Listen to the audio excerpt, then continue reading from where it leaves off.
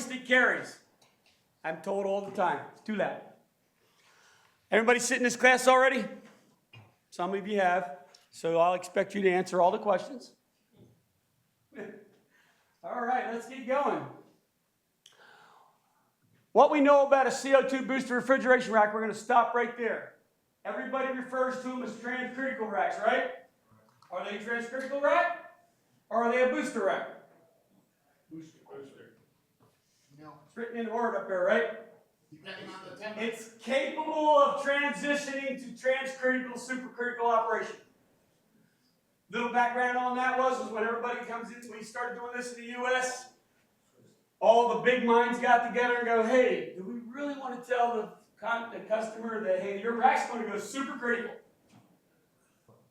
It's going to be like a nuclear reactor and explode. So they came up with the transcritical as a term for the rack. That only means it's capable of transitioning from subcritical to supercritical. Anybody know the difference between subcritical and supercritical? Subcritical, we have two-phase refrigerant. Does anybody know what that means? You have to have two things present. Vapor and a gas. Vapor and a liquid. You have to have PTR. When we go supercritical, it's in a plasma-like state, a very dense fluid. Both liquid, solid, and vapor existing at the same time. Okay? All right, let's get on. All right, utilizing the same vapor compression refrigeration cycle as used in traditional refrigeration systems, including the same components. Since CO2 has a high volumetric heat capacity, smaller diameter pipe may be used for your systems. We're going to stop there because when you're installing our cases or anybody's cases, it's not uncommon to see 2 3/8 lines sticking out of that thing, right? Both liquid and suction. Verify which one is which. Don't go by the sticker because the guy installing them stickers is not a 20-year refrigeration veteran. He's a guy we hired off the street and put him in charge of the stickers. Okay? Verify. Because at startup, I don't want to be flooding my rack back because they got switched. And again, usually you're going to have anywhere from 1 to 2 pipe sizes smaller when you pipe a rack. And if you haven't started a CO2 rack up, I've done startups in the middle of the summer with a wall missing because they determined when they went to go hang the signs, the wall fell apart and they had to destroy it and put a new one up. Well, the startup was scheduled and I turned it on.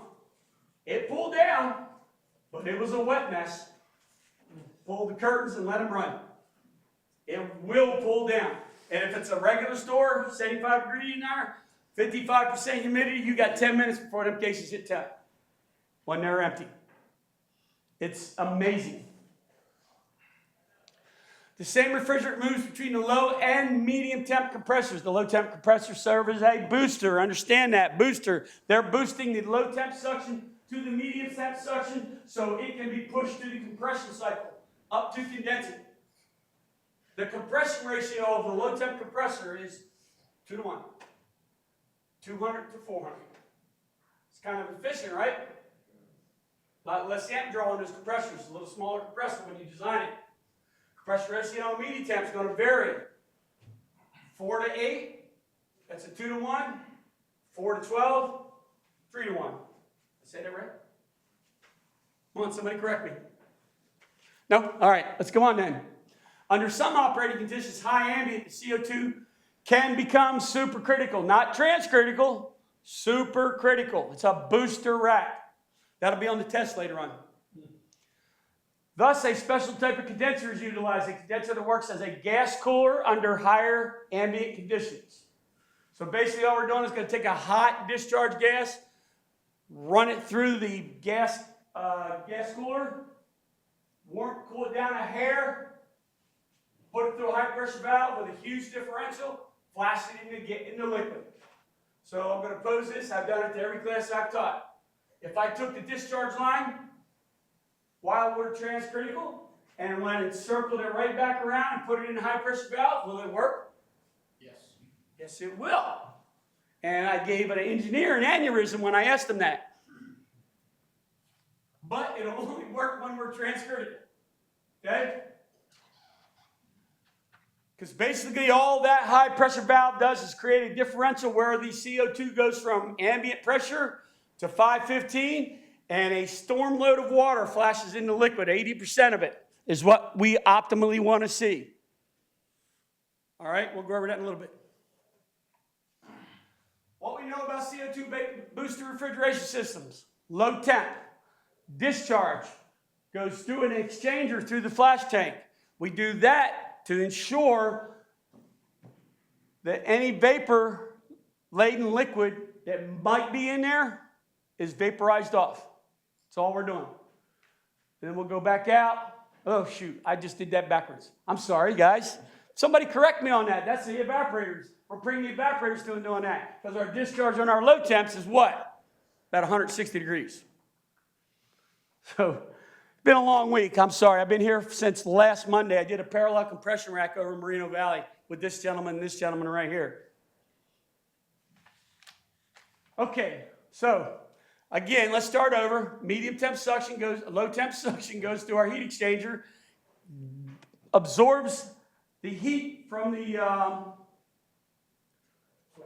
flash tank / receiver, depending on the condition, and will warm up the suction.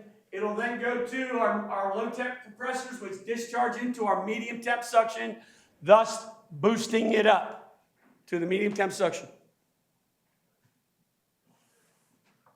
To control these valves, we have anything pre-2019, some racks all the way up to, I apologize, now, all the way up to 2020, we were utilizing the 326A. My opinion, one of the best high-pressure valve controllers on the market. I agree. Right? Standalone. The only issue was I couldn't tell what my gas bypass valve was doing because there's no feedback. It will not communicate with it with a Copeland or Corel or anything else. So about 2 weeks before they turn it obsolete, they come to the factory and go, hey, yeah, we're going to go ahead and obsolete this piece of equipment. We can't make parts for it anymore. 2 weeks notice. So we had to scramble and figure out what we were going to do, and we went with the iPro. We went to the original iPro back in 2015 through 2017. We had iPros on. About the end of 2017, we switched over to 326As. Copeland had some programming issues they had to work out. It was a little laggy. Since then, they have upgraded the software, firmware, and it performs nicely. You guys have any problems with them to have them on your racks? Not really. They're a little bit slower than the 326. They are. They do. It does work good. I've been experimenting with PIDs on it on the iPro and really have improved the performance of them greatly. See, now, that's a good statement because we have to design a rack that'll work in Texas, work in Maine, work in North Dakota, work in Vancouver, Canada, work in South America. I have to come up with a set of parameters that will work in all those places. When you start it up as a technician, it's your responsibility to fine-tune your rack. I would shy against messing with too much on the PID controls unless you know how they react. Donald does. Because if you change them and you change them in the wrong direction, I'll explain a little later on what you can create. Okay? You have an iPro Genius, an XEVD20 valve driver. This is the wife and that's the husband. That's the slave, that's the master. She tells it what it's going to do. Right? That's a true statement. Here's your Visiograph. Unfortunately, there's been a shortage on Visiographs, so we've been shipping the racks without Visiographs. If you have any influence with your store owners, have them request and purchase the Visiograph because you're going to get instant up-to-date parameters. Okay? You can see what's going on. You'll need it. If you're going to change the Modbus rate or the address, you're going to need that Visiograph to do that. Otherwise, it's coming in as address 1, 9600 baud rate. Now, got 5 Visiographs. Does it require firmware to work with the iPro, or is it one size fits all? Because I've got different stories, but we can't get none of them. You got to go into here. It's under configuration, and there's a selection for update programming on the Visiograph. It all comes from the iPro. Talk to Brent. He'll get you the actual sequence, what to do. But yeah, when I get one out of the box, I got to go up. It automatically pulls the data down, or you can go in and force it. I had one when they quit reading, and I had to go in and force it to send the software back up. All right. If you have a microthermostor, microthermal 742 case, the 742 controller does the same thing. On a Corel PRT 300, it's the 300 with a slave EBD twin. Gets all its information from the controller. Drives the valves. The reason the valve drives are separate, takes a lot of energy to run them. All right? So when you do have these, you'll usually have that on a separate transformer. Okay? That plug right there, if you pull that and reinstall it, it'll power cycle the XEV, thus recalibrating your valves. It works 80% of the time. If you can't get it to calibrate the valve, take your wires off, put them on an SMA-12 or a Danfoss valve driver, drive them open, drive it closed all the way to the bottom. Not while you're operational. Make sure the rack's pumped down. I like to phase trip it. Then I know everything's at 0. Get them at 0 and usually it'll take off and work just fine. I think that should be part of your yearly maintenance to validate your calibration. Because it can slip over time, especially if you got a store that's tripping a lot on phase loss, right? It'll lose steps. But usually it'll come back in the form of a high pressure in your condenser or low vessel pressure. It's actually in the manual to do that. Oh, that's good. I don't read manuals. Yeah. All right, so when we are 87.7 degrees ambient or less, drop leg temperature 77 degrees, we are controlling subcooling. So the valve position is going to be determined on where you are at in your ambient temperature zone. All right? If your subcooling is called, if your valves, you say, okay, I'm out of it today. If your set point for your drop leg is 67 degrees and the drop leg falls, it gets colder, that valve's going to open. It's going to let the liquid out faster, right? So it's not going to release so much energy to the air. If that valve drop leg warms up, it's going to close down a little so that it stays in the condenser longer and cools it down. Everybody understand that? Good, yeah? It's a simple explanation. And it's trying to control subcooling unless your vessel pressure falls. If your vessel pressure gets below your minimum reference, it's going to start opening to fill your vessel. All right? So it will sacrifice superheat for our subcooling for a short term to get that vessel pressure back up. We have to maintain 515 in our vessel. Why? Anybody know? Oil differential. We have 515 in our vessel, 400 on our suction. That's about 115.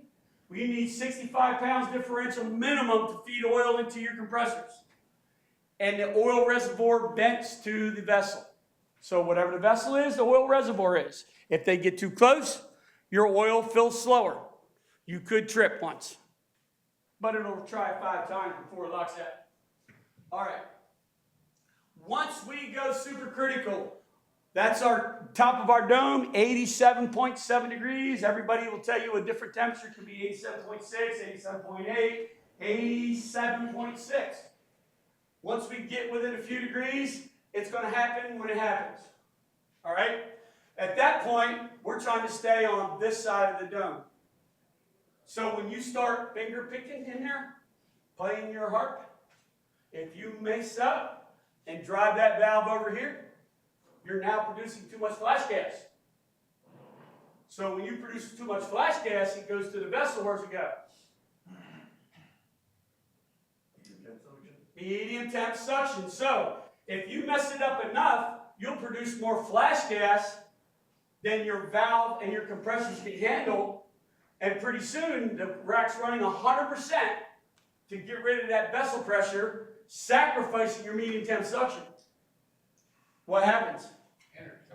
Going to rise up, and your store's going to get warm. You can undersize the rack by doing that. We got a customer out there. I was put on an email. I get put on emails when anything's program-wise or CO2. Said our racks were undersized. Well, they've already got 4 of them, and they're all the same size. So I asked for the programs. First thing I saw in the program when I was digging around was they had limited the high HPV valve to 80%. So once we hit 80%, that was it. We went like a steep drive over this way. We were producing so much vapor, flash gas, that the rack didn't have enough capacity to handle the suction. Okay? Think about and know what you're doing when you get in there and start finger picking. Emerson has played with their settings and gotten them really close. Really close.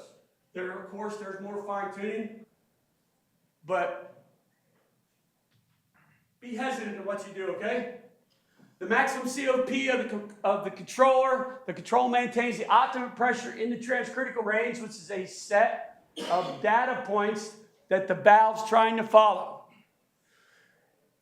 I can tell you at 98 degrees on a dry condenser, you will be at 1360, plus or minus a little. If your valve will be around 60, 65%. Is that a problem? Not really. If the valve's at 65% and your rack store's cooling and it falls right where it should be, there's not a problem. If your valve's at 100%, yeah, you got a problem because now the valve's maxed out. It can't control anymore. As long as it's less than 100% and your store's cooling, you're good and go. These racks will run at 1,400 pounds at 102 degrees. All right? They'll run up there on a dry rack. Most anything that's in the south or hotter climates is going to have adiabatics. Everybody understands how an adiabatic works? Adiabatic condenser, we give it a percentage and a temperature. I want you to come on at 75 degrees and 80% fans. So you have to have both of these to go wet. Once it goes wet, it's going to wet the cellulose, which is basically cardboard. It's going to soak that cardboard. And as the air goes across the cardboard, it exchanges energy in it in the form of enthalpy and cools the air down as it vaporizes. Cools the air down. Out here, as much as 30 degrees when you're at 15% humidity. So if you're 105, that's 30 degrees less. Pretty good. I think he said his valve was running about, fans were running about 30 or 60%? 30. They were 30% at 105 degrees on an adiabatic condenser. Once it went wet, it's going to stay that way. Both your percentage and your temperature have to drop for that to come out of pre-cool. All right? All right, so the sensors are for the high pressure valve control will be your PGC on a Danfoss 782 pack controller, 781 pack controller, or 326A. Those are your parameters it's looking at. PGC, NCC, SC3 is your ambient air entering. Notice this is our compression cycle. This is the evaporation in the low temp, compression up to the medium temp suction, 400 psi. Compression up to ambient temperature. At this point, we are transcritical with our cooling down of vapor and then our condensing through the vessel. There's the line it's trying to follow. So when you adjust, you change that line. If you figure out how to make it go better this way, let me know. Because if we can produce 90% liquid, that's even better. Because then we're only having to digest 10% of that flash gas coming back. So let's just say once we do that, that's when the CO2 rack is not as efficient, okay? Because then we're using that extra capacity of our medium temp to digest the flash gas coming back. SC3 is your ambient temperature rating, your condenser. Your VHP is your valve, high pressure valve. Key set points are PGC minimum, PGC maximum. PGC minimum is 0. PGC max is not 80%. It's 100%. All right?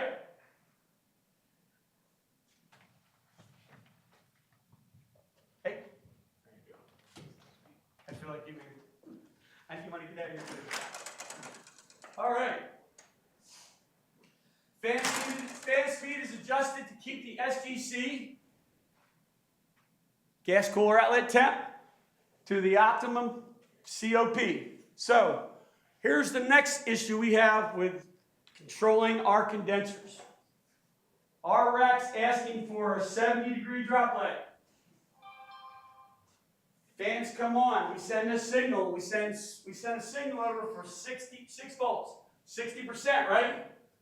Anybody ever see them fans go from standing to 60%?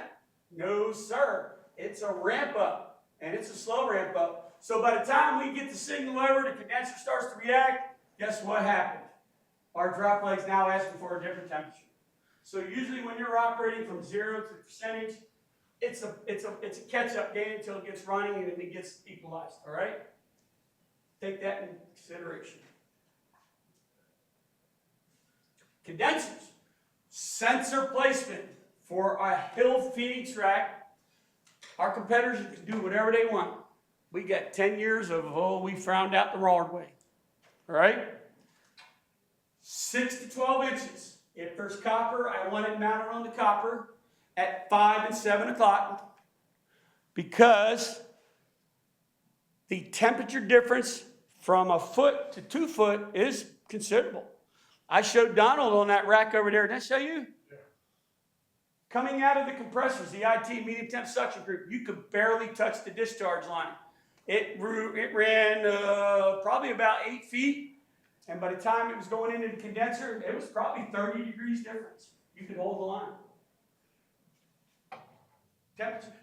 CO2 is a volatile, violent refrigerant. Everything happens fast. It's not a bad thing, it's actually a good thing. It's good for us that it happens fast. That's how come it's such a good refrigerant. All right, anyway, 6 to 12 inches, copper, not the steel if possible. If you got stainless steel lines, put it on the stainless steel. I've been talking to the factory. I even had a nice little conversation with Copeland when I was up there visiting their plant. I got pulled into a room with their engineers, asking what I think they should be looking at. I said, has anybody tried putting a well in the liquid line? What does that get you? 100% conduction. And you're going to change temperature quicker. We used to do that at Kramer Refrigeration when I was back there in the 88, 89, 90. Our thermal bulbs for our evaporators, we had a T. You would come down, go to your suction line this way, and we had a T with a compression lock. We'd stick the bulb right in the fluid. Very fast. Very precise superheat control from a mechanical valve because it had 100% immersion. Should have it fixed. But anyway, that's still in thought, I guess. Copper changes temperature quicker than steel, right? So we want it on the copper. We got it. 5 and 7. I want to see 1.5 Rubitex, 6 inches on either side, with a white PVC wrap or that silver steel wrap, sealed on both ends. I don't want the heat affecting the copper or the sensor.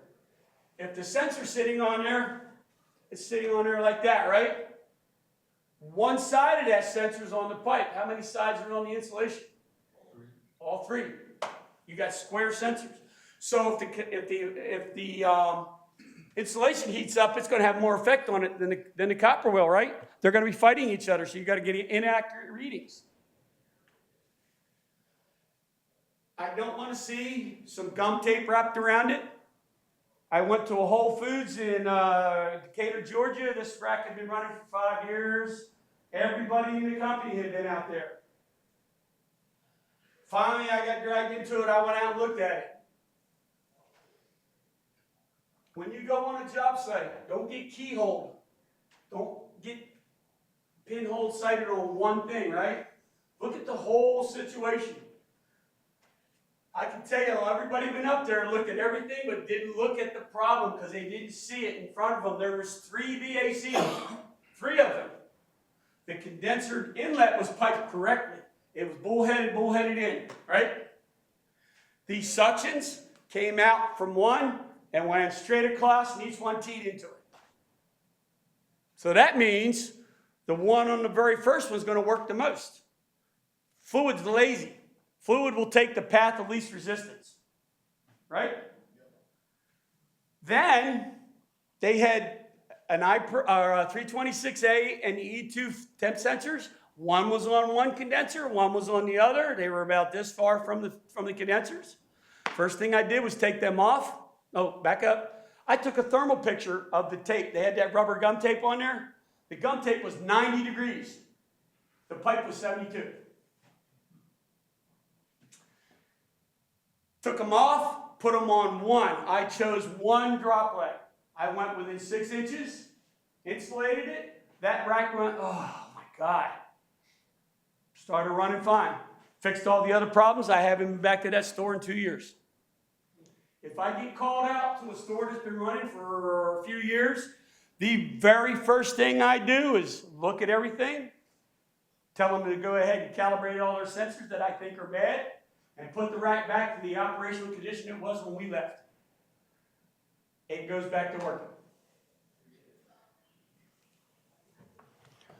All right, so there's a lie in this picture. My buddy Rusty made these slides for me. If that's the high pressure valve, is that the high gas bypass valve? No, that's another high pressure valve. It's the other one we use. We have this one, we have that one. That's 4 through 8, and that's 12 through 16. Comes with an optional transducer if you need it. You ever look at your mechanical TXVs? They come in on the top, they go through and out on the bottom, right? You know why that is? It's easier to stick your finger in the hole and plug up the pressure than try to hold the pressure back from the bottom. And you can modulate it easier. That's an industrial TXV right there. Goes in, see, even got an arrow on there. Top, out at the bottom. It's a TXV. It's for creating a pressure differential. So that when we're in supercritical, almost said it. So when we're supercritical, it can balance the load, right? And it creates that big pressure differential we need. 1300, 1100 to 515. Then we get a storm on the opposite side of that valve. Then our condenser is now a gas core. Our receiver is now a flash tank. When we've gone from subcritical to supercritical. On the ICAD valve and the ICTMS, are they getting away from that, going to this valve right here? No, we did this on our Flex 2Os because if the plant gets a chance, as we get more and more years on us and more experience, more valve designs are coming out. Like, you know, our valve stations with the check valve around them, now you're getting a spoiling. It's all built into one. Stuff's becoming more and more available because everybody's going, oh shit, maybe we better start building stuff for this dumb CO2 idea because it's working. All right? This is a cheaper valve than the ICAD and a valve body. I had to guess probably about $3 grand in there. You got one valve. So what we have to do as a manufacturer is I've got to make a rack that functions and functions safely and is affordable. If I built my rack, you guys would go, well, I can't sell that piece of shit. It's too expensive, right? So there's a balance. Sometimes the balance is not a good thing. Sometimes it's a good thing. But we deal with it every day. Some of our competitors use horizontal receivers, right? I don't like horizontal receivers. Even back in the 90s and earlier, Kramer Refrigeration tilted their receivers. It's easier to fill a little liquid leg than it is the whole thing. Less refrigerant. We thought about that back in the 60s and 70s. If we tilt it, less refrigerant, more room for pump down. Doesn't cost as much to fill the receiver up. Because if you got to fill the whole receiver up, you're probably going to put another 100, 150 pounds in it. All right? And we put 2 sight glasses in it, one in the entrance, one in the exit. You should see flash gas in this one, the solid liquid in this one. Called it the Kramer charge system, I think it was. Anyway, I like this because it's only going to take, on an Aldi rack, it takes 3 bottles for a liquid seal. Get you a level. 150 pounds. Let's make that 130, 120, depending on how much liquid you got out of the bottles. Then we have case controllers. Let's see, do we keep going? Nope. Then we have case controllers. We have, not so much anymore, stepper valves. Problem with a stepper valve is you have to have an ultracap or a solenoid for power failure. Ultracap will close the valve if you lose power, but a solenoid will shut off. So you're adding a piece to your puzzle. And I like the pulse valves, like I like to refer to as the flash flood system. Because we flood it and flash it off. The cycle, it works off a cycle. Pulse width modulation, that's called. 6 seconds. So if we're open, we're open. But if we start to modulate, 6 seconds. If we're at 50%, we're on for 3, off for 3. Okay? Yep. Originally, you would walk in the store and you hear that all over, right? Danfoss came out with what they call their prototype valve. When that valve gets cold, it gets quiet. If you'll notice on the new stores these days, they get quiet, right? Once they start to get cold. They have strainers in them, and I'm not going to get too deep into them. They have strainers in them that will protect the valve, and we also always put a filter in front of them. Then the problem is I've had some of them filters come apart. End up in the strainer. All right. Then you have a condenser bypass valve, which when we see later, it's not that valve right there. High pressure control valve, the only thing that the iPro or the 326A or anything that's controlling your high pressure valve is worried about is right there. That little area right there.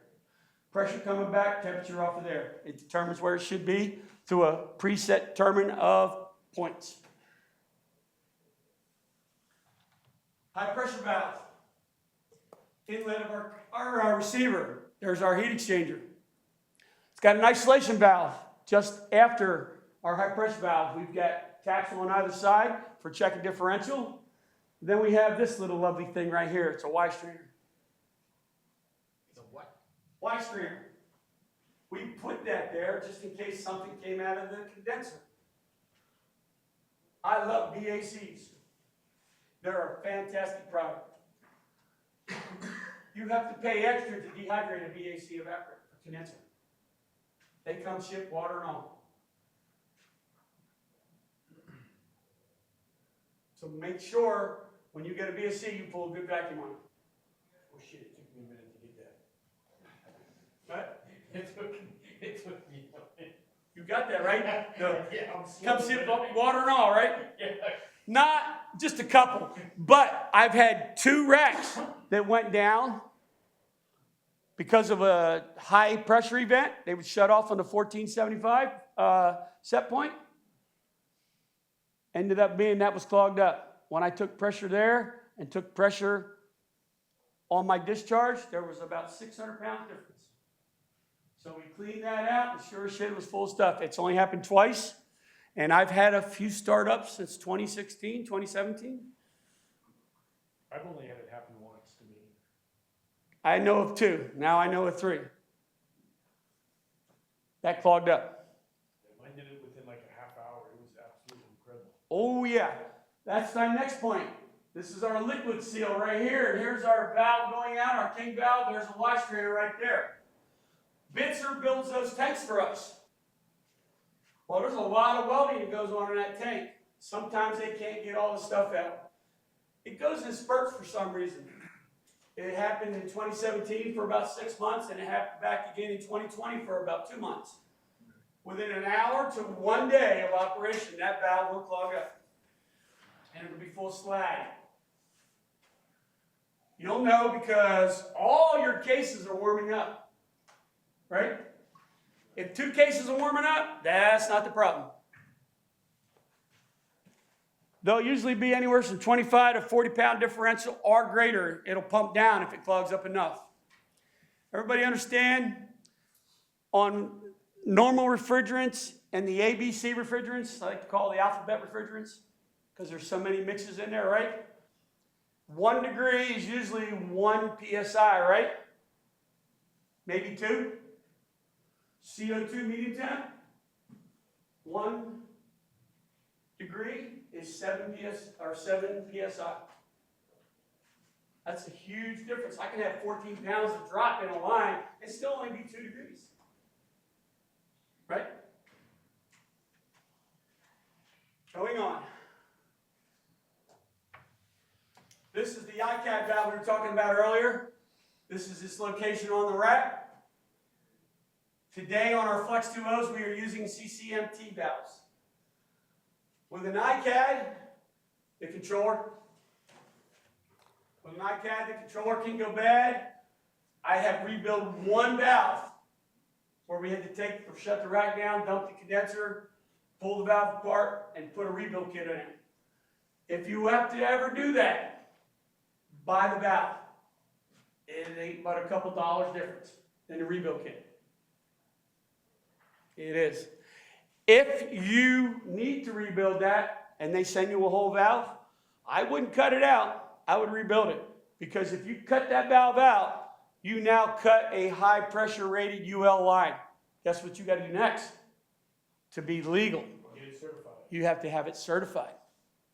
That will require a test of 10% above safety valve operation for a period of time.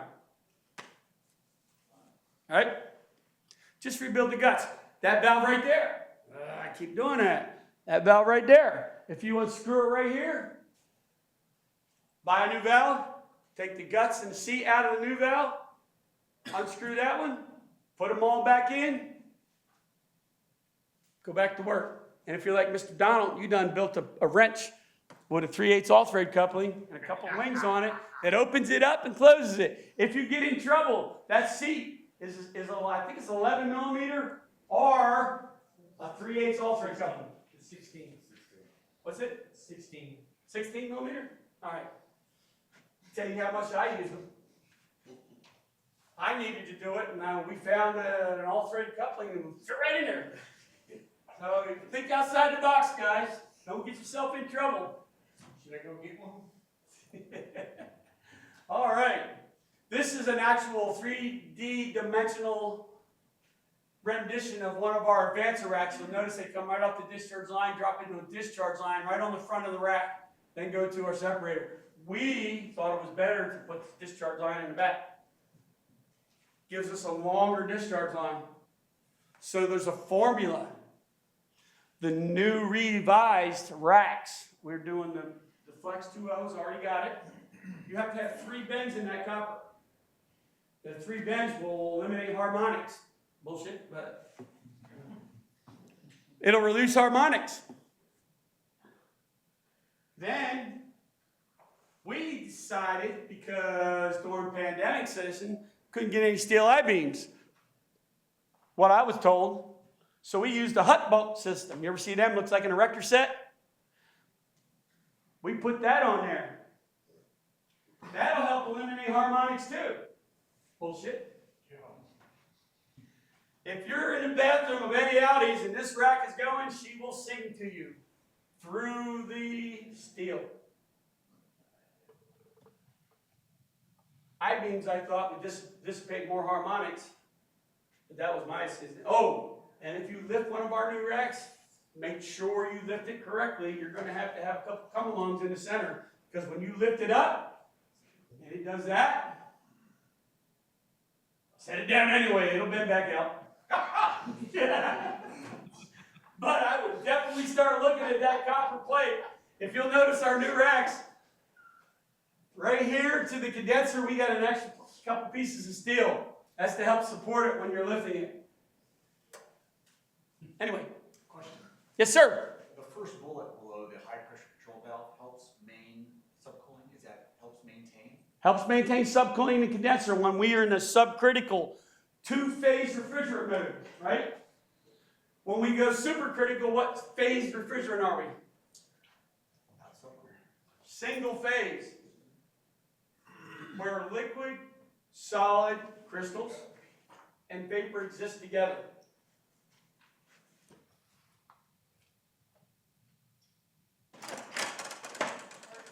So we wait till he comes back? Or better yet, let's all leave. All right.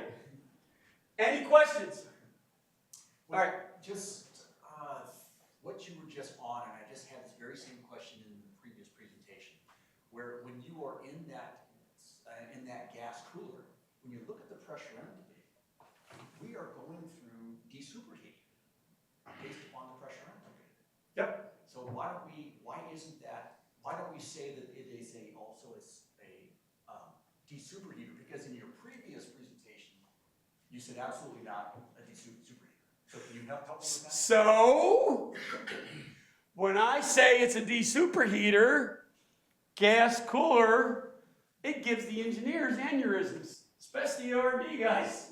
They don't like when I refer to it as a desuperheater. They said it's not a desuperheater. I said, okay, if we're just dropping the air temp a couple degrees, what are we doing to it? Desuperheating it, right? That's just me. I'm an old military Navy guy, and that's just how I work. It could be because It is a desuperheater. They like to call it a gas cooler. It could be because of the mode that we're in. We're in that. It is. Because it's an unknown mode. Everything's in existence at the same time. I like desuperheater. Again, like I said, when I told them they didn't need a condenser when we were transcritical, they damn near shit themselves. I have fun with the engineers. Anybody ever talk to an engineer? You know why they're engineers? They think on a line. They get on a subject and they can tell you everything about it. You know what's wrong with me? I'm COD. I can go in any direction at any time and talk about three things at once, and it will just give them aneurysms. I can sit in a meeting, and I'll do it for fun sometimes, because I'll get the, what's wrong with you? So I had to train myself to stay on one subject when we're talking to those guys, right? I come from the world of chaos. I can walk into 8 different directions. Because it doesn't, if a rack's crashing, there's not one thing happening, there's a dozen things happening. You got to manage them. My go-to, if my rack takes a crap and the shit's hitting the fan, my go-to is the phase loss. Because phase loss turns everything off. Shuts the high pressure valve, shuts the gas cooler bypass valve, shuts all the cases down, right? So we lock the condenser pressure here, we lock the vessel pressure here, we lock the medium temp suction here. Because if we allow them to intermingle and start bleeding, then we're going to pop relief valves. Relief valve on the vessel is 45 bar for normal operation, 60 bar for service. We haven't gotten to 60 bar vessels yet. The reason we're not at 60 bar is, anybody can tell me the burst pressure on American coils today? 650 to 700 psi. Then you start testing all those built-in relief valves, those what we call them return bins. Anybody know how coils are made? I've had the fortunate opportunity to work in factories. So they come out of a fin cutting pad. They stack them in a stack. When they go in the stack, they stick copper tube down. Well, the copper tube's got to be smaller than the fin pack to go in there, right? Is that a good heat exchanger? Not really, because we don't have 100% contact, right? So what do? If you've ever fixed a condenser that the fan fell into it, you ever notice it's really thin and the normal coupling don't fit on it? Because they run a bullet down that thing. It expands the copper, thins the wall. Okay? So that's all the things we're working with right now. Carrier's got a 90-bar system going into Florida. They're saying that's the wave of the future. 90 bar, you won't lose anything. Can you imagine the installation cost for high copper down in the store? With high pressure evaporators that are going to have to be stainless steel that are coming from Europe for this store? Hell, I'd spend an extra 10 grand and put in an ECU unit, man, an emergency cooling unit on a little generator. You can buy a Kohler generator for $5,500, run it off natural gas, run it off regular fuel, right? You're safe. As soon as you have a power failure, boom, that thing comes on and shuts off. Once every hour to 2 hours, maybe. You're golden. Right? I think every unit out there should have an ECU on it.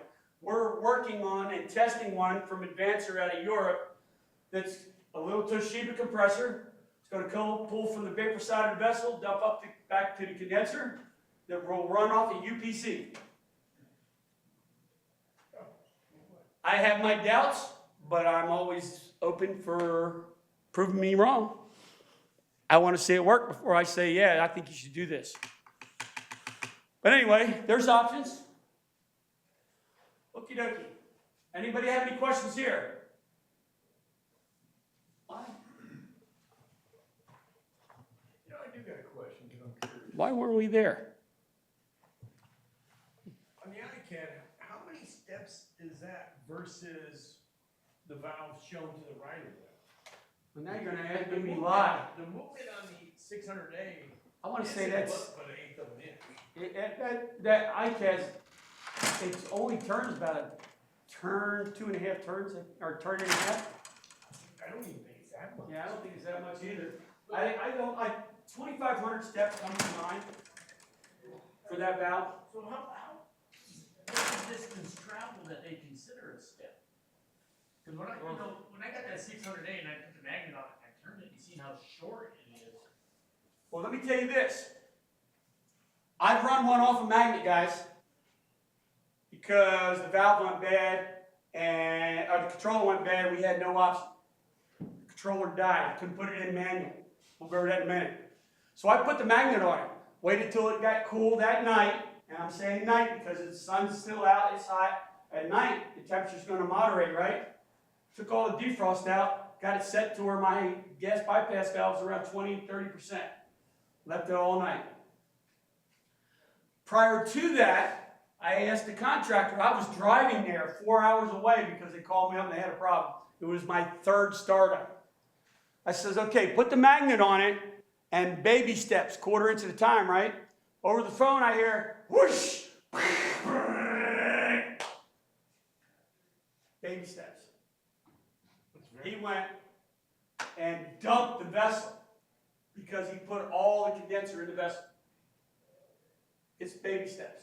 I wish I had more of an answer to that, but nobody's ever asked it. So now I'm going to have to research it. Because I will have an answer the next time. Does anybody actually want to see it? I have one in the truck. Because the movement is just, and I don't know. It's I don't know if set my valve. it's a magnetically driven valve, guys. It's so precise. If you don't seal it 100% and there's a gap, it'll lose steps. Let me go get it. Yeah, you can go get it. I'm sure these guys want to look at it. I have noticed that. Yeah. But and when you hit stop, you got to really force it to turn, and when it does, it skips on the magnet. Now, is that why you put the jelly on it? What's that? The lip gloss on the grease? Oh, we'll talk about that later. We'll talk about that later here in a few minutes, all right? That's coming up.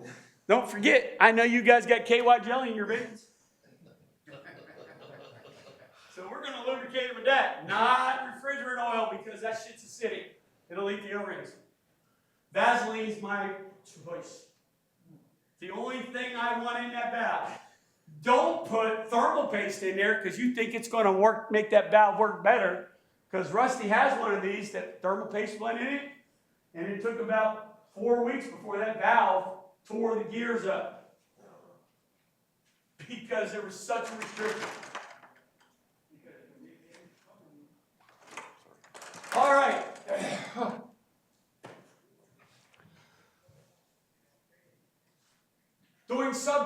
the ICTM valve, ICMT valve controls subcooling to about 3 to 5 degrees. I like 5 because that's what I told you earlier.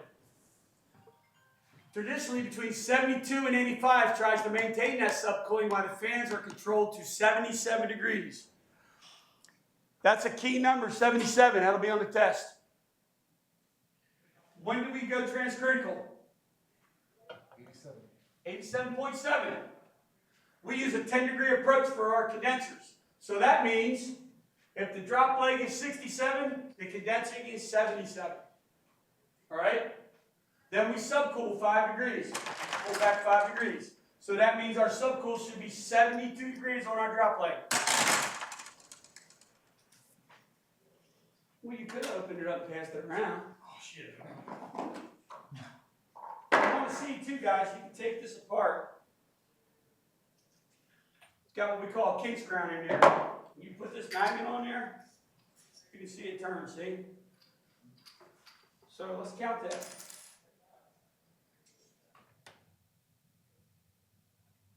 One 3/4 turns from stop to open. I've seen, oh, Comes with the optional 2.5 millimeters Allen wrench for taking the control body off.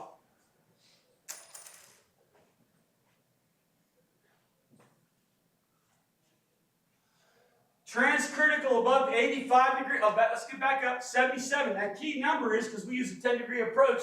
What is our ambient going to be if I drop like 77? 10-degree approach. Simple math. You can get it on Sesame Street.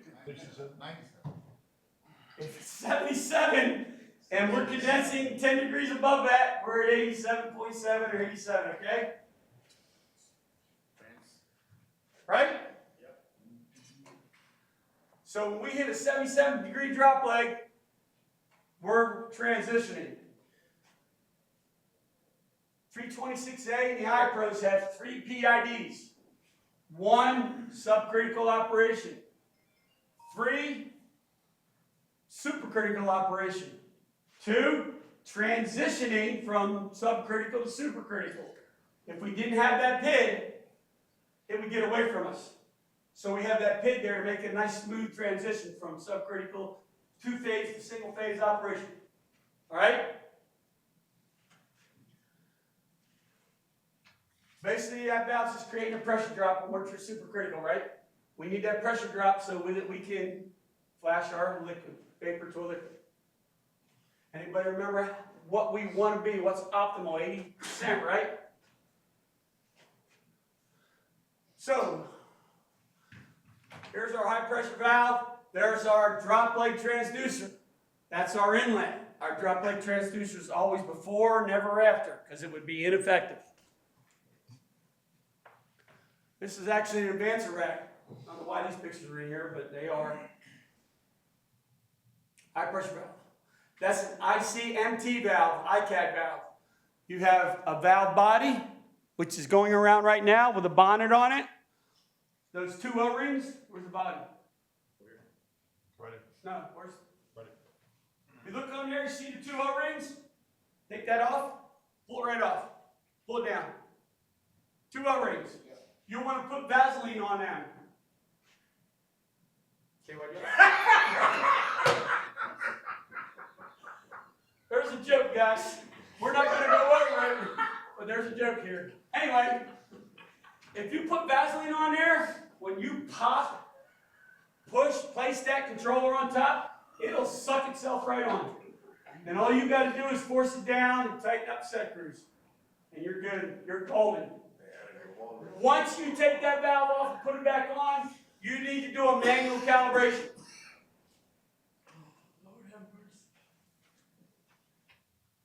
See that seam right there?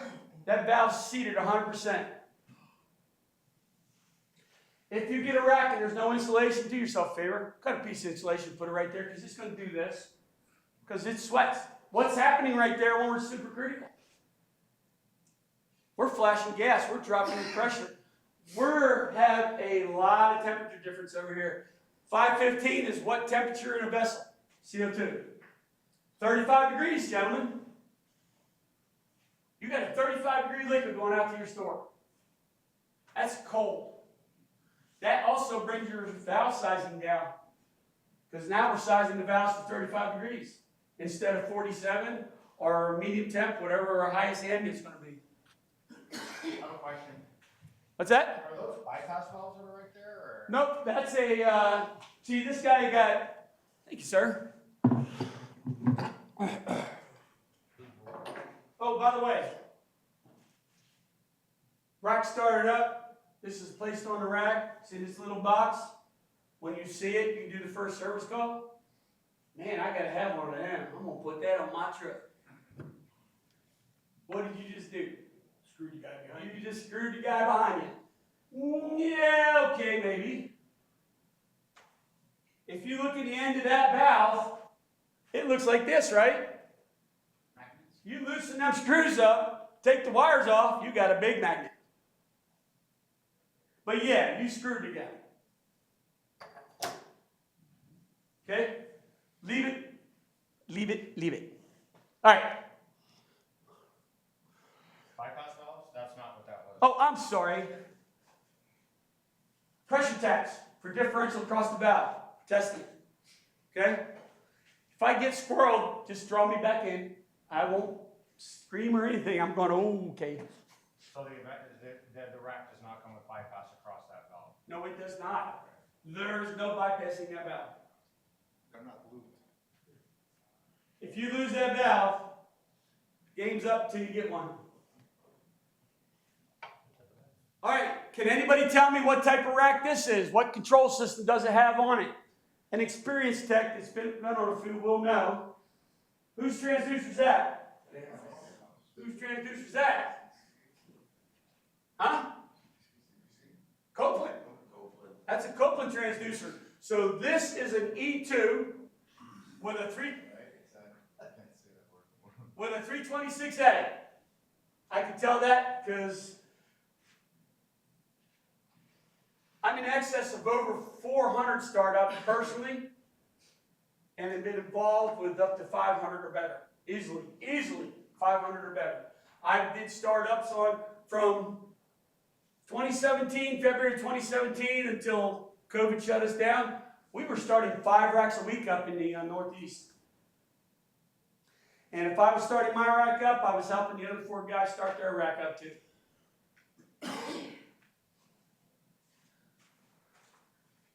So, what's this picture tell us?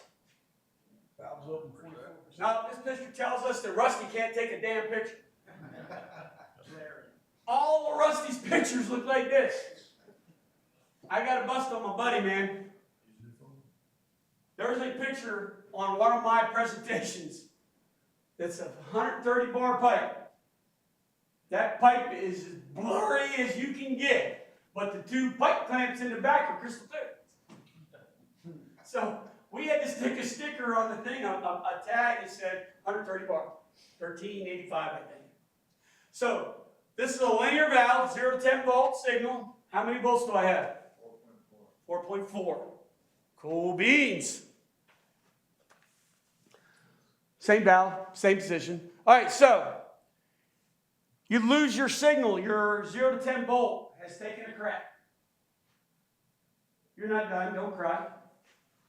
If you take and hold that button, you're going to see 01 pop up. Hit that button again on 01, you're going to see a 0. Oh, I apologize, a 1. Change that to a 2. Hit that enter button, let it time out. It's going to come back to this screen, and that number is going to be flashing. On, off, on, off. That valve's a manual now. You can close it and open it. So if you walk up on a job and that valve is flashing, somebody messed up because they left it in manual. If you leave that in manual, you can maybe get away with it for overnight, but during the day when the temperature's going up and going down, that valve's going to want to move. That valve on a 75 to an 80 degree day will be anywhere, it's actually 90 degree day, will be anywhere from 30 to 65%. Bypass valve will be running anywhere from 20 to 45%. I know that because I go and look at my racks when I'm doing startups. I kind of make a mental note of the temperature and how my valve's reacting once I get my rack under control and what it's doing. I suggest you do the same thing. If you go in for a service call, I don't care if it's gonna go in to fix a light bulb, go take a look at your rack, man. Find out what it's doing. Get accustomed with how it operates at what temperature. That valve does not default back to auto? To what? No, sir. You put it in manual. The only way to take it out of manual is go back to 0-1, change that 2 to a 1.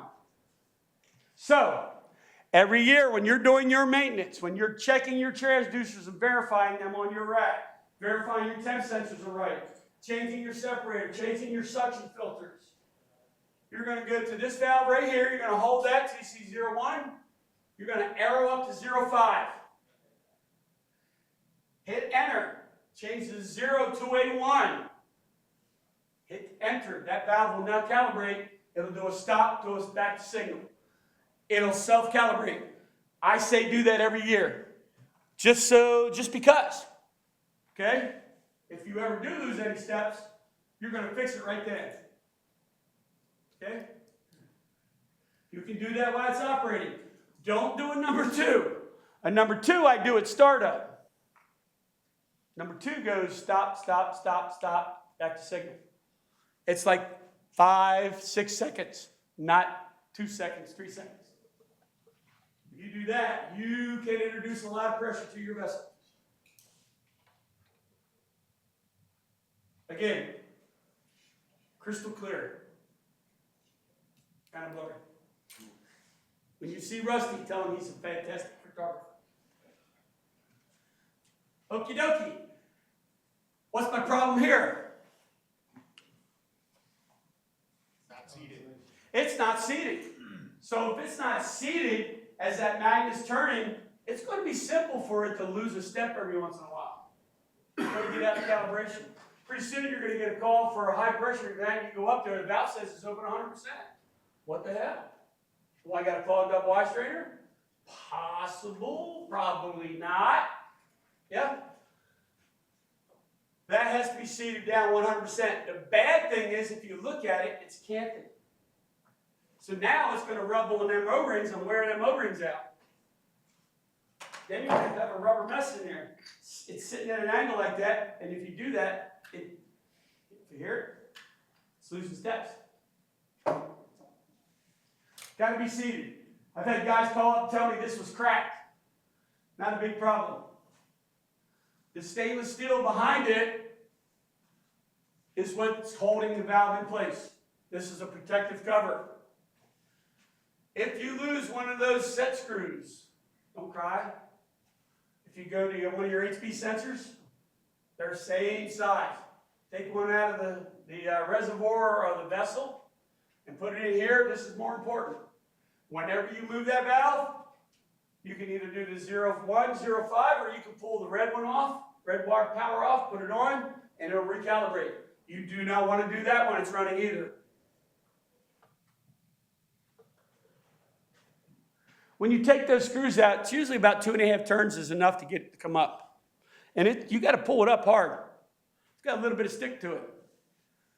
Again, this is an incorrect statement, right? That should be right here. Because that's a good seam, right? There it is. I can see it. There's seam to seam. I think you got the slides out of whack. Hey, look. I'll take the bad slides if I can get the NARSAC guy to do my slides for me. Because I don't have to do them. I'm not a trainer. I'm a technician. I'm filling in because Rusty's no longer with us. He's in a better place. Very good. There's our magnet. Everybody put their hands on it. In case you don't know which is open and closed, Sesame Street played that for us. Right? Okay. Any questions? Every valve comes with a magnet. Every valve comes with a magnet. Now, if you were in that short term of a 2-month period in 2019 where they were sending out a magnet that was like half the size smaller, I don't know what happened there, but they shipped the wrong magnets. They came in the right box. but they were the wrong magnets, yeah, you get one whenever you're at. It should come in your loose ship parts. If you're the startup guy or the technician and it's an install, I would go to the job site and get a hold of all my ship loose parts. Because there's a lot of replacement parts in here, your Y strainers, your magnet, a couple extra valves that the contractors would just throw in their trucks. Hell, we used to ship an extra inch and an eighth, 7/8, an inch and 3 Mueller valve. Nobody would ever install them. Some contractors just stuck them up in the suction lines in case there was an issue. We set also extra check valves. Our check valves are to prevent pressure lock. Our check valves go around our valves and always point back to the rack. Okay? If you're a competitor, and I'm not going to say his name, but it began with H, sent out a system to a target to install. The contractor, it was his first install. They didn't ship the valve stations assembled. Well, the contractor put the check valves in. Well, he thought they went the other way. He put them towards the case. They had to pump down a case. They pumped it down. They walked away. They came back an hour later. You ever see one of them C63 pancake filters? You know, they look like a basketball when they blow up. Is it popped it? Luckily, they didn't bust the condenser or the evaporator. All right, so removing the power, you remove the power, you remove the signal. When you put it back on, if it's idle, put the power on first, it'll calibrate, put your signal on. If you took it off and put it back on, which God forbid you do that while it's operational, you better put that signal on first. Because without the signal, when you put that red wire on, it's going to self-calibrate and go to the signal, which is 0, closed. Right? I love this guy. Not only did he put it on the plastic cup, he put it on the thing and he wire tied it. That's a suction filter. Anybody see a problem with that? This is just a useless knowledge question. Anybody see a problem with that filter? It's upside down. That's the cap. It's pointed up, right? So what happens when you go in and take the filter out? Where's all that trash going? Right down in the suction pipe. Sort of might have not even had the damn thing, really. But yeah, then we did that. Now it's corrected. We're either horizontal or upside down. CCM valve, same scenario here. If this valve goes bad, take it apart, put the guts in, put the new valve on top, away you go.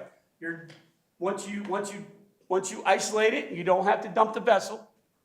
All you got to do is go from 45 to 60 bar, isolate that suction line, blame down to your main medium temp suction line, and you can change that valve. You're only losing the vapor that's in the suction line. Do you have an SMA 12 on your trucks?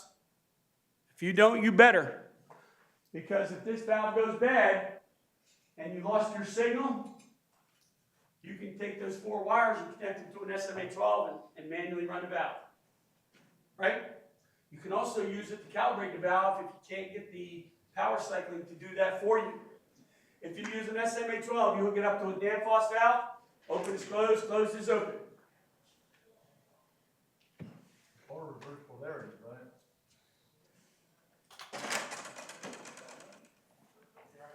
I guess CO2 didn't like my presentation. On that note, if the commissioning agent comes out, does his job, and sends you a punch list, and on that punch list, I was kind of hoping to do this while I was here, but I discussed it with his boss already. It says this is a plus 25 rack, that's 440 PSI. Tells you you've got to change it. Are you going to change it? No. Well, the 2 kids in the Midwest did because they didn't know any better, and I got a call within a week saying, hey, my rack keeps dripping on oil. What do I got wrong? I went through all the oil stuff until I started asking other questions. I've learned over time. It's like if I hire you and I go, you got a driver's license? Yeah, I got a driver's license. I learned over time to say, is your driver's license active? Right? I want to see your DMV report. Well, I started asking questions, found out the commissioning agency told them to put it at 440. We now only have 75 pounds, I think. When we're live, they get here, valve tries to fill, we don't have enough pressure for differential. Even if it's a blip for a minute or two, you don't fill. If you get in a low oil call, you come in and compressor's running, you're good, but you're not. You need to figure out why it took longer than one fill. Graft your vessel and your medium temp suction and see if there's a point where they get close. Murphy, our deadliest enemy out here, Murphy's Law. If it's going to happen, it's going to happen. And the heat will happen. And it might be that little blip, the oil's trying to fill while they're in that low differential. Anyway, back on subject. AFOS high pressure control valves. This is what we're using on our new Flex 2.0s. This valve is a little cheaper than the ICAD valve. And it's non-programmable. It's one piece. One less component. Here you go. You want to take a picture of it? Go ahead and take a picture of it. Don't never take apart the cat, which is a spanner wrench, because all that's up there is the wiring and the motor. There's a nice little app on your app store, Best Metal Detector. You download that app, start it up, close out the commercial, turn that app on, you can stick it on the side of that valve. It's a magnetic field detector. It won't tell you if your valve is going open or going closed, but it will go from a flat line to a pulse every time that valve pulses. Go open. You can use it on solenoids, coils, right? So you cannot rebuild that valve? What's that? You cannot rebuild that valve that you just have there? Yes, you can.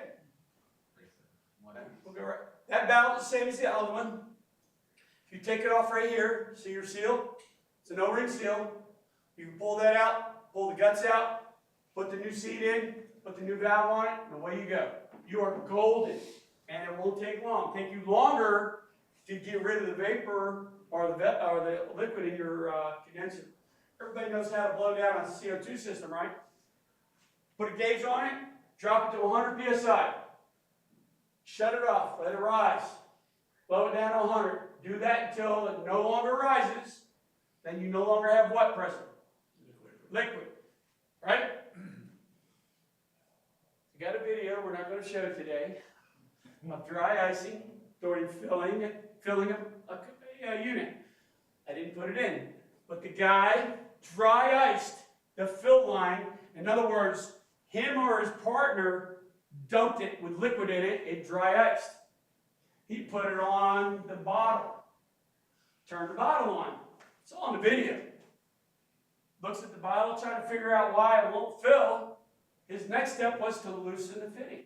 We're going to bleed it. It came off. He grabbed it in his hand. Instantly, the dry ice melted. The bottle blew into his face, blew over. The bottle went around. Luckily, he was not hurt. Be cognizant of dry ice. Anybody know the triple point for CO2? I've heard 60. It's 61 degrees. If you go in the Danfoss slide ruler and put on 61, it'll give you your triple point. Can you explain the process again of dropping it down to 100? So basically all you're going to do is, you can blow it on the liquid side, you can blow it on the vapor side. I would blow it on the liquid side to get the crap out, but it's going to be like sandblasting. You know they do sandblasting now with CO2. They use it on boat hulls, fiberglass boat hulls. Boat hulls. Blah, blah, blah. That way it disintegrates. There's nothing left, and then just whatever you're chipping off. But anyway, you drain it to 100, you stop. Let it rise. Keep blowing until you hit 100 and it doesn't rise no more. then you know you've got vapor, right? Before you put liquid back in that system, what are you gonna do? You're gonna pressurize it to 150. Two numbers, guys, that we have. I think everybody else is pretty close on that. 100 for emptying, 150 for charging. Why, Right. why 150, just as a, It's a nice comfortable range. We're way above 61 pounds. All right? Be careful. So if you have a walk-in with a leak detection system, that means you have a magnet check in the suction line that points away towards the rack. So as the evaporator's working, it's got that check open. But once you get a leak detection, it shuts off your solenoid, your pulse valve. Most of the time, 99% of the time, the leak's where? In your walk-in, it's in the evaporator. That's your weak point. So as the pressure drops in the evaporator, when it gets below the 400-pound suction, drops below 300, the swing check shuts, you now isolate it. That creates a problem. When you're charging your system, power pressure testing it, vacuuming it, you have to have your solenoid open. Either magnetically with a magnet or energized. Electricians are never done by the time you're ready to pull vacuum. So usually you got to put a magnet on it. If you don't put a magnet on it, you're going to trap air in there. Air is going to cause non-condensables if you don't understand that. All right? Got it? Very good.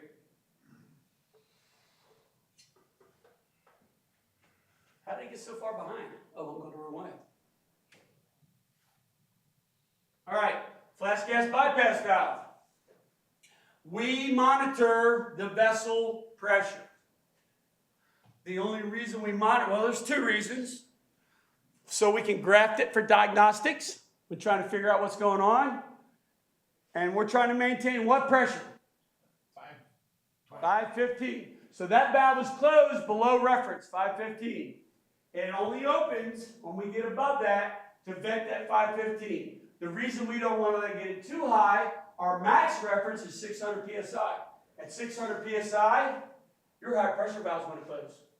Because now the system's going into safety mode because it can't keep vessel pressure. Because at 652, we're popping a relief valve. All right? Questions? All right, so here's our gas cooler bypass. Here's our gas bypass valve. I did a damn gas cooler valve last week also, where we bypass the gas cooler. When we get too cold, we hit 642 degrees. We'll actually bypass the gas cooler and dump that vapor into the vessel to keep the pressures up, keep it running. It's a modulating valve. Anyway, it's an arrow, it's a straight through valve. This is basically an ESR, electronic suction regulator. 4 wires. If you have a 326A, Dan Foss told me you can't diagnose a 326A or a bad valve using voltage. I call bullshit because I had a bad valve. I went to my 326A, wasn't a bad valve. There's 4 wires on the bottom, white, black, red, green, 21, 22, white and black, 23, 24, red and green. It's a holding valve, so it's constant voltage on that valve out of a 326A or a 782 pack controller. So that means I got equal voltage, 5 volts, 5 volts, 4 volts, 4 volts, 3 volts, 3 volts, whatever it is, they got to be equal. Because I now have power on the windings. That does 2 things. It holds it still and monitors my windings. If I get an out of phase alarm on my 326A or 680 or 782, that means one of the windings is going bad. So it monitors it, tells you, shuts the valve down. But anyway, where I'm going, if you take a DC voltage meter and you measure that, it's going to be anywhere from 3 to 5 volts DC. If you go red, black, 5 volts plus, red, black, 5 volts negative, because you need to swap them to go on the other one to get a positive. I don't care. I don't care if it's negative or positive, so long as they're the same. If this one is 4.5 and this one is 5.5 or 5, what's going to happen to the valve? It's going to creep in one direction, right? Because it no longer has the holding voltage to keep it shut. Come on in. Or not. So if you measure that there, and you have equal voltage, you're golden. But every valve, or every 326A I diagnosed as bad, or diagnosed as phone bad, it always seems to be the red and green were either low or no voltage. That caused the valve to go to close. All right? Next is an EKC filter on the side of that valve. When you come out of our 326A, we went up and around and came to the top of that filter. It's the same as any Sporlan valve where you're over 30 feet away from your driver. You have to put those diodes on there to keep the voltage steady going out over 30 feet. It's the only way it'll drive. Doing the same thing. Problem is it's only needed if you have more than 5 meters, 15 feet of wire. We're about running out here. If you go across that diode, you should have the same voltage here as you do here. And it might be different on the bottom, but they have to be equal. If they're not, you got a problem with the diode. Or you got a problem with your 326A. You can diagnose them with voltage. All right? If you bought the deluxe custom rack without the rags in the separator, you get this. A bypass valve around the bypass valve. So if you have issues here, you can crank that thing open. Get yourself out of trouble. Or if you don't have that one, you got the bottom basement Dollar Tree version, you can use a set of gauges to do the same thing. Might take 2 sets of gauges. That's enough flow to handle the load on that line right there? That right there? Yeah. Up to about 60%. After that, you're still going to climb, but it'll get you running. It'll get you running. Bypass valve. All right, so flash gas bypass line, why? I figured it out. I've done 5 classes and figured out what happened here. They pinched and shut that off, right? You know where that used to go? There. Somebody isolated it. What the hell does that serve, right? They cut it off and isolated it. That's ice forming from the medium temp suction line. So the other end of that ball valve is covered by insulation pinned off. This is all covered. This is all covered. Somewheres, yeah, they cut this right there somewheres. Now I figured it out while we were looking at it just now. That's actually the medium temp suction. They've got it uncovered right there, and somebody cut the line loose. Is that good? That's a temporary fix. Temporary's forever. Or until the vessel pressure crashes. Now I just got it, what was going on there, why somebody did that. That's the actual bypass line, guys. Bypass line Yep. is a manual operation, right? Manual operation. But, what is that right there? That's my hot gas injection for low superheat. It's also for low pressure, but if you're trying to piss 2 millimeters of hot gas through there to try to keep a 25 horsepower running, yeah, that's not going to happen. I'll bet you a paycheck that 25 horsepower pressure wins. So did they, by pinching that, did they eliminate that? They isolated it, man. There's no longer in use. No longer in use. We can no longer dump hot gas into the system to temper our low temp suction. Right? That ball valve might have got stuck. I had a ball valve that I could not close. I called Rusty, who told me to put a cheater bar on it, and I was scared shitless. Don't be scared. I said, I can tell you, the old shore valves, the yellow ones, guys, I've had a 4-foot cheater pipe on them things trying to break that valve loose on that liquid line. Yeah, you get a pucker factor of 6. I had a stand on one the other day. On a scale of what? 1 to 6. Yep. Since then, we've tried 2 other valves. Now we're into an Italian valve. Believe it or not, we got an Italian valve that looks like a Mueller with a cap on it. That's smooth as butter, even when there's a 500-pound differential. If you have any of the old racks all the way up to 2019, they had the Mueller ones, the brass ones. There's a high pressure side and a low pressure side. There's a hexagon on one side, looks like a wrench connection, and a smooth weld on the other. This is the high side, this is the discharge side. So if you ever tried to pump down the separator, you couldn't get it to pump down, it would hit 400 PSI, magic number. All of a sudden it would let loose and pressure would never stop. You couldn't isolate them. So after asking multiple questions, after 2 years, Mueller come back and goes, oh shit. Hey, we think that we put the ball in 180 degrees out. So now the bleed for the ball, when you close it, any liquid or vapor that's trapped in there can no longer bleed over this way. But it was allowing high pressure in and around the valve. Knock out that drift pin on the top, turn the valve 180 degrees, it'll work just fine.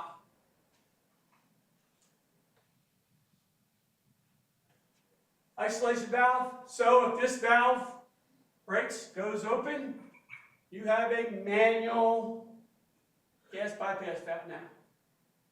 Crank it down, tweak it to where it's working pretty good, keeping your vessel pressure around 515 best you can, and get yourself a new valve. When you have two flash gas bypass valves, they will have two separate controllers.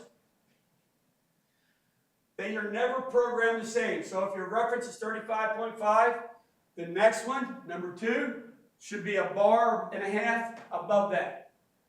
What I've seen on every one prior to me getting involved with the programming, that valve controls, that valve beats the seat to death. Trying to do the same thing, 35.5 and 35. This one's doing this one's doing this. Within 3 or 4 years, that valve's going to bust open and you're going to be bleeding by all the time. You have a nice little ice ball right there. Hot gas dump. Hot gas dump is used for low superheat. Old racks 14 to 18. The new parameters 2 years ago are 25 to 29. So if you go on a new old rack, look at the flex combiner for the hot gas dump. Menu 514. Go in there. Inputs, change that 14, 18, 25, 29. I argued, why are we letting it go that low? Because if you let it get that low, it's not as easy to bring it back. Again, we also use it for low suction pressure.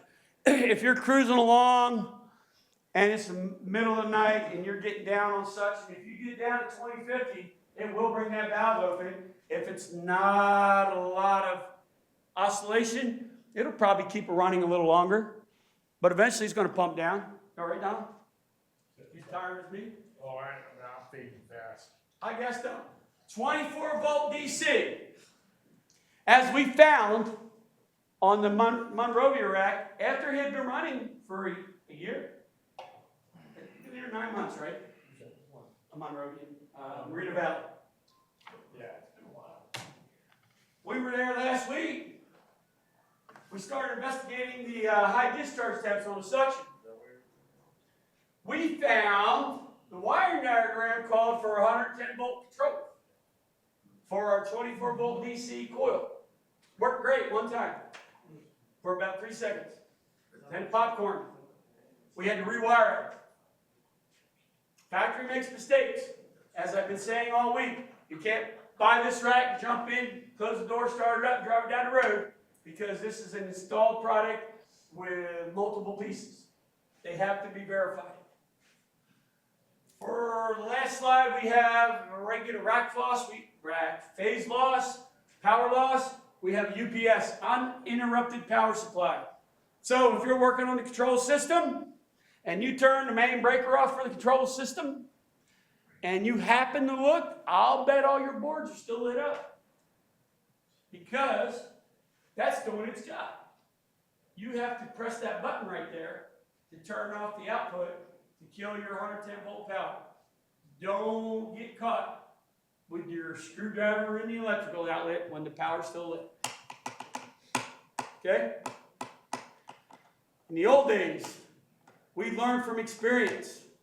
So when your dad lets you put the fork in the outlet to see what happened, you learned a lesson, right? Well, today, unfortunately, we give our kids rubber gloves and say, don't do that. So they don't learn that inner voice that says, what's going to happen if I do this? So then we created the generation of hold my beer. Thank you, guys.